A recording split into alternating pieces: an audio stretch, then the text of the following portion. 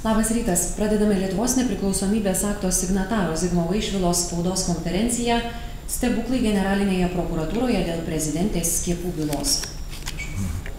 Labas rytas. Ačiū, gerbiama Justė. Šiomis dienomis Seime garsusis klausimas dėl slaptųjų pažymų, kuriomis prezidentė reguliuoja valstybės gyvenimą. Be abejo, neteisėtai tai daro. Ir noriu priminti, kad šių metų gegužės 14 dieną įsiteisėjo teismo sprendimas dėl Respublikos prezidentės vyriausiosios patarėjos Daivos Ulbinaitės išteisinimo.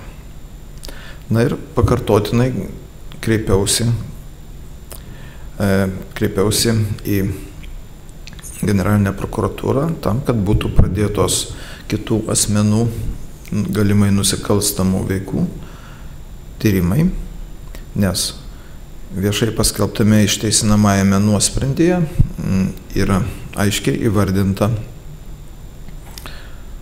VSD pareigūnų V. Kaladinsko, Gedimino Grinos, prezidentės patarėjo nacionalinio saugumo klausimais Jono Markevičiaus, galimai nusikalstamos veikos ne tik paviešinant valstybės paslaptį, bet ir sumodeliuojant ją ir visą šitą spektaklį. Kokiais tikslais ir kas tai daryta, nieko to nėra žinoma, bent viešai ir iš bylos medžiagos, ką nuveikė šitie didvyriai be abejo kabutėse.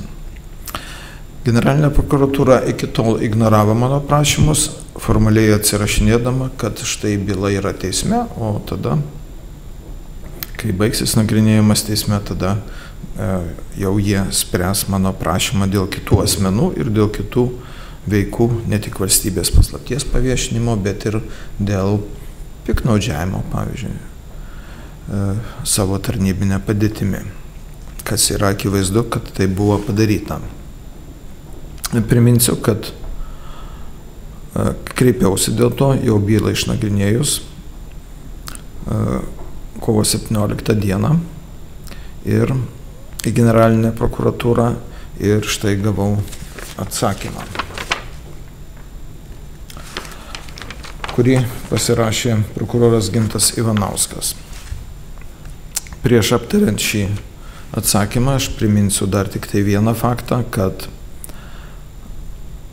2013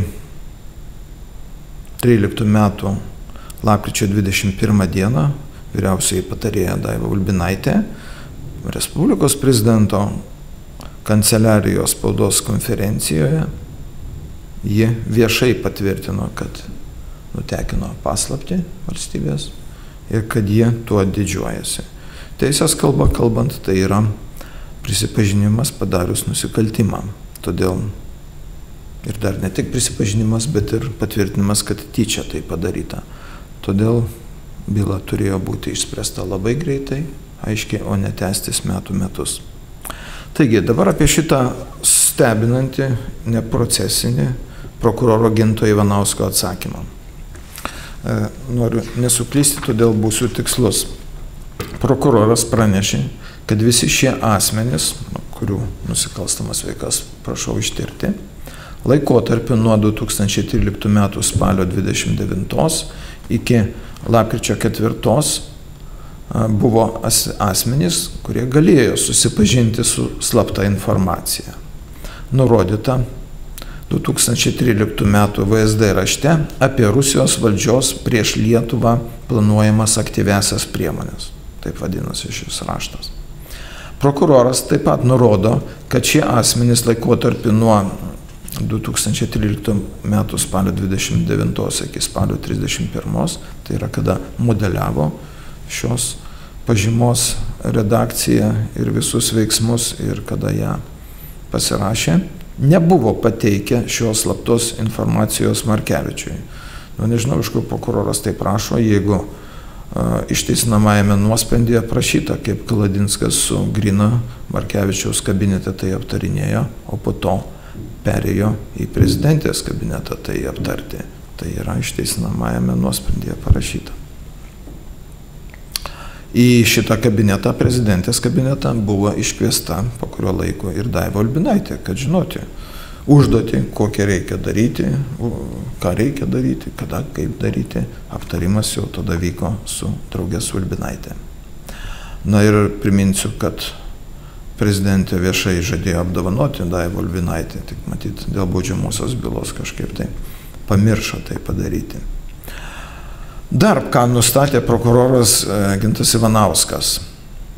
Jis nustatė, bent parašė rašte, taip, kad šita slapta informacija nebuvo elektroninėmis priemonėmis perdavinėjama į Rygą, ten, kur buvo tuo metu prezidentė, kai paslaptis buvo paviešinta. Nu, aišku, kam tai prezidentė ta informacija, jeigu jinai puikiai ją žino, neteisėtai gavusi anksčiau laiko prieš išvykstant į Rygą. Tai belieka tik tai, ar čia vietoje surežisuota jos pareiškimas spaudai, ar jos turima tą informaciją paskelbti Rygoje, kas ir nutiko. Dar vienas įdomus dalykas. Prokuroras paaiškino, kad teismui perdavė bylą, reiškia, tik dėl to asmens, dėl kurio surinko pakankamai įrodymų. Na, drįstu abejoti prokuroro nuoširdumu, nes išteisinamajame nuosprendyje išsamei aprašyta valandomis, minutėmis, kada visi šitie asmenys turėjo rašto projektą, ką jie darė, kaip aptarinėjo ir panašiai. Prokuroras Ivanauskas stebina paaiškinimu, kad iki teisminio tyrimo metu nustatyti duomenys buvo pateikti. O tyrė prokuroras iki teisminėme tyrime nusikalstamas veikas, kurias padarė 2 VSD veikėjai, prezidentė, prezidento patarėjas nacionalinio saugumo klausimams ir Daiva Ulbinaitė, vyriausiai patarėja. Ir jis dabar šitame rašte paaiškina prokuroras, kad jis perdavė visą šitą informaciją prezidento kanceliarijai ir VSD. Asmenim, kurių veikos, galimai nusikalstamos veikos tyrimas, jis perdavė jas jam. Reiškia, iki teisminio tyrimo medžiagą perdavė tiem, kurie darė visokius vinguriavimus, kad išvengtų atsakomybės. Nu, kad atliktų patikrinimą, tai užtenka nurodymo prokuroro, atlikit patikrinimą. Ir įdomiausias yra 2013 m. lapkričio 22 dienos prezidento kanceliarijos atsakymas prokuratūrai. Prezidento kanceliarija rašo, kad nenustatė slaptos informacijos neteisėto atskleidimo. Nu, taigi tyčiojasi. Prokurorė, gerbiamas prokurorė, iš jūsų tyčiojasi prezidento kanceliarija. Kaip nenustatė? Jūsgi surašėt Daivai Ulbinaitei kaltinamąją išvadą, o prezidento kanceliarija rašo, nenustatė neteisėto. O nuo kada prezidento kanceliarija teisėsaugos funkcijomis užsiima? Dar kažkaip neteko skaityti baudžiamojo proceso kodekse tokių stebuklų, kad prezidento kanceliarija užsiimtų teisėsaugos funkcijomis. Taigi, prokuroras turi tirti šios galimai nusikalstamas veikas, o ne perdavinėti medžiagą nusikaltimus galimai padariusiems asmenims prezidento kanceliarijoje ir valstybės saugumo departamente. Na ką, nesuprantamas kitas prokuroro Ginto Ivanausko paaiškinimas, kad 13 metų spalio 30 dieną prezidento administracija nedisponavo atseit šitą slaptą informaciją. Tačiau kitame sakinyje prokuroras Ivanauskas rašo ir teismas nustatė, kad šie asmenys disponavo tą pačią slaptą informaciją surašytą neoficialiame rašte, bet jo projekte. Ta pati. Nu, projekte ir po to jau oficialiai apiformintam paleistam rašte. Taigi, aš nemanau, kad jeigu informaciją turi VSD ir jie ruošia pagal savo turimą informaciją pažymą, tai kokio velnio, aš atsiprašau, jie neša prezidentei patarėjai nacionalinio saugumo klausimams ir Daivai Ulbinaitei redaguoti ją. Reiškia, yra kažkokie tikslai. Akivaizdžiai netinkamai ir priklausomai nuo VSD ir prezidento kanceliarijos vykdytas ikiteisminis tyrimas. Kai taip vyksta tyrimas, tai prezidento kanceliarija įsidrasina ir 13 metų gruodžio 2 dienos raštu prokurorui Gintui Ivanauskui praneša, kad nėra pagrindo spręsti ten kanceliarijoje dirbančių asmenų atsakomybės klausimą. Tai, mėlėjai, tai ikiteisminio tyrimo vadovaujantis prokuroras sprendžia, yra atsakomybė, nėra atsakomybė, o ne prezidento kanceliarija.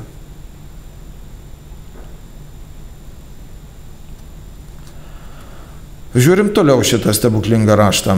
2013 m. gruodžio 17 VSD tarnybinio patikrinimo išvados pasirodo yra tokios dėl to įvykio. Ir jame išvadose, VSD išvadose, tvirtai, kaip ir nacionalinių grėsmių nustatymo ataskaitoje pasakyta. VSD 2013 m. spalio 31 dienos, o štai oficiali to rašto paleidimo data, o išvakarėse spalio 30 šitie visi veikėjai derino redakciją šito rašto. Raštas vadinasi apie Rusijos valdžios prieš Lietuvą planuojamas aktyviasias priemonės. Taigi, išvadose tarnybinio patikrinimo nustatyta, kad spalio 13 metų spalio 30 dienos projektas sudarė valstybės paslaptį. Gerbiamas prokurorė, sudarė, pati VSD paruošusi, pasirašiusi šitą dokumentą, sako, projektas taip pat sudarė valstybės paslaptį.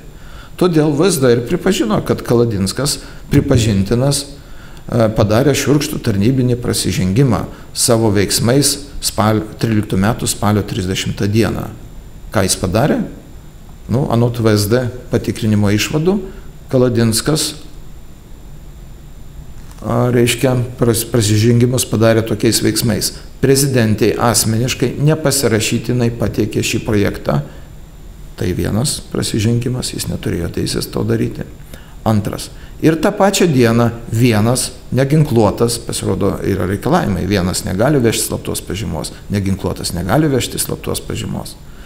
Reiškia, to paties turinio nepasirašytinai perdavė šitą valstybės paslaptį Daivai Ulbinaitei. O aš priminsiu tokį dalyką, prezidento kanceliarijoje prezidentė patvirtino pati, kad ji yra vienintelis asmuo, kuris oficialiai nustatyta tvarka, specialiame kambarėlyje, specialiai pristatytą dokumentą turi teisę paimti. Tik prezidentė, o po to jie jau sprendžia, kam perduoti, kam neperduoti, kurie turi teisę dirbti su slapta informacija. Taigi, analogiškai nusikalto ir Daiva Ulbinaitė, ir prezidentė neteisėtai priėmusios šią slaptą informaciją ir paviešinusios. Jos neturėjo teisės taip priimti ją. Nekalbu apie paviešinimą.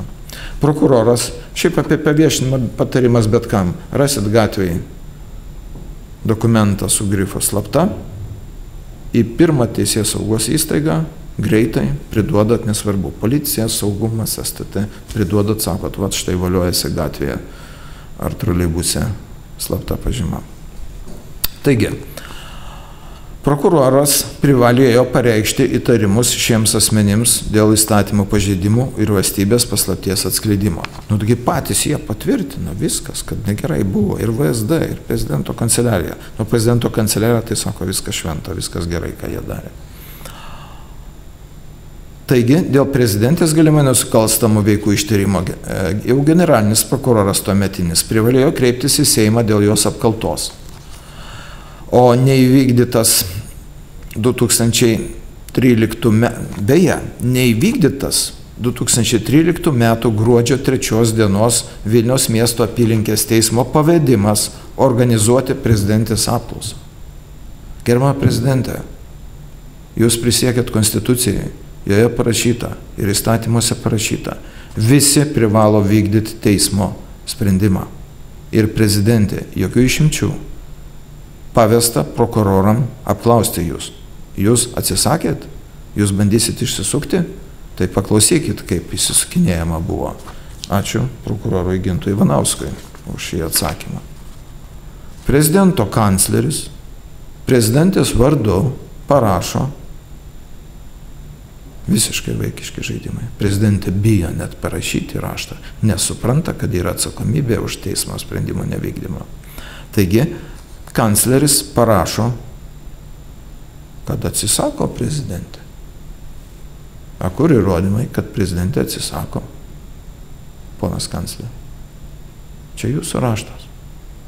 Jūs neįgaliotas atstovauti asmeniškai baudžiamoje byloje prezidentės. Jūs ne advokatas. Jūs neturite teisės atstovauti. Jūs neturite išsilavinimo, jūs neturite advokato statuso. Tai dar vienas pagrindas prezidentės apkaltai. Prezidento kancleris neturi teisės prezidentės vardu spręsti, ar vykdyti, nevykdyti teismo sprendimą. Tuo labiau atstovauti jos ikiteisminėme tyrime. Teismo sprendimas neturi, kaip sakiau, teisės nevykdyti niekas. Todėl prokuroras turi ištirti ir prezidento kanclerio tarnybinių pareigų viršijimą. Pakartotinių prokuroro prašymų po tokių prezidentės kanclerio atsakymų jau teismai nebeišdavinėjo prokurorui. Na, va taip gyvenam šitoj valstybėje vadinamai. Beje, prokuroras prijungė prie bylos medžiagos prezidentės ir jos patarėjos Daivos Ulbinaitės viešus pasisakymus, o jos prisišnekėjo labai daug. Nu ir ką, reikia atsakyti, vieši pasisakymai, tai prisipažinimai. Daiva Ulbinaitė sakė, taip, padariau, paviešinau, didžiuojasi to. Prezidentė, neatsiminsiu mintinai, bet pasakė, taip, reikia apdovanoti tokius asmenis. Nu taigi, mėlėjai, tyčiojimas iš tos valstybės, konstitucijos, įstatymų. Taigi, ponios prisipažinusios padarius nusikaltimą ir tirti nebereikia nieko. Daivos Ulbinaitės atvejis paprastas. Spaudos konferencijoje pasakė, kad padarė ir tyčia padarė viskas, kaip sveikatos viceministras Kikas, atrodo pavardė. Per kelias dienas ar per savaitę nukeliavo byla į teismą, baudžiamoji byla. Prisipažino kyšėjimas. Beje, BPK, baudžiamojo proceso kodekso 257 straipsnis, nustato, kad teismas turi, teismas, kuris nagrinėjo tą vadinamą skiepų bylą, Daivos Ulbinaitės bylą, turi teisę pranešti apie kitą nusikaltimą prokurorui, jei tai nustato, o iš bylos medžiagos, iš nuosprendžio išteisinimo akivaizdžiai matosi kitų asmenų, kitos veikos, piktnaudžiavimas visų pirma, padėtimi savo tarnybinę. Teismas to nepadarė, bet tai neužkerta prokurorui nei teisės, nei pareigos ištirti ir Daivos Ulbinaitės ir kitų, mano pavardintų asmenų, valstybės paslapties atskleidimo, nusikalstamas veikas ir piktnaudžiavimą tarnybinių įgaliojimų viršijimą. Nesutinku su prokuroro Ginto Ivanausko nuomonė, kad tai yra nebaudžiamosios, o tik drausminės, moralinės ar politinės atsakomybės klausimai. Štai čia jis neparašė procesinio dokumento, kad atsisako pradėti ikiteisminį tyrimą. Aš neturiu ką skųsti net, kaip pareiškėjas. Kadangi tokiu būdu sureagavo prokuroras Gintas Ivanauskas, o ne procesinių dokumentų atsakė, todėl kreipiausi šiandieną asmeniškai, dokumentas jau registruotas generalinėje prokuratūroje, į generalinį prokurorą Dapašilį, prašydamas šią medžiagą bylą perduoti kitam prokurorui ir pradėti ikiteisminį tyrimą. Jeigu bus atsisakymas pradėti ikiteisminį tyrimą, prašau surašyti baudžiamojo proceso kodekso nustatytą tai procesinių dokumentų, kurį galima būtų skųsti teismui. Štai tokie stebuklai Lietuvos Respublikoje. Šiaip linksmas raštas. Nebepaklausiau, tikėsimės, kad Seimo kanceliarija įjungia klausimų teikimo sistemą internetu, nes manau, kad klausimų tikrai daugam atsirastų dėl šitokių stebuklų. Na ką, klausimų nesulaukėme. Ačiū, geros dienos ir sėkmės Seimui dirbant,